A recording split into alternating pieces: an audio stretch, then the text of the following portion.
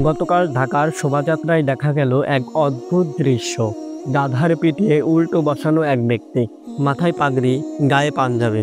কেউ বলছেন এটি জামাতের আমির ডক্টর শফিকুর রহমান এর প্রতিচ্ছবি। কিন্তু সত্যিই কি তাই, নাকি এর পেছনে লুকিয়ে আছে এক শিক্ষণীয় গল্প? আসুন সত্যটা খুঁজে বের করি। এই মূর্তির পেছনে রয়েছে এক দার্শনিক গল্প। গল্পটি মোল্লা নাসিরউদ্দিনের উল্টো গাধার গল্প। সকালের দিকে গ্রামের লোক দেখল মোল্লা নাসিরউদ্দিন গাধার পিঠে উল্টো চড়ে যাচ্ছেন। মোল্লা তো প্রতিদিনই গাধার পেছনে চড়েন, আজকে সবাই তাকিয়ে আছে কেন?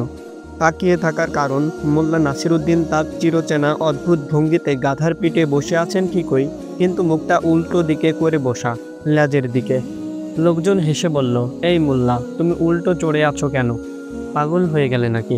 নাসিরউদ্দিন এক চিলতে হাসি নিয়ে জবাব দিয়ে বললেন, আমি ঠিকই আছি, গাধাটা ভুল দিকে মুখ করে আছে। হাসির হো হো পড়ে গেল। তবু এক তরুণ একটু জ্ঞানী শাস্তে চেয়ে প্রশ্ন করল, তুমি সামনে না তাকিয়ে কোথায় যাচ্ছ তা বোঝো কিভাবে? নাসিরউদ্দিন এবার একটু গভীর হলেন, নরম সুরে জবাব দিলেন, আমি কোথায় যাচ্ছি তা দেখার দরকার নেই। আমার জানা দরকার আমি কোথা থেকে এসেছি।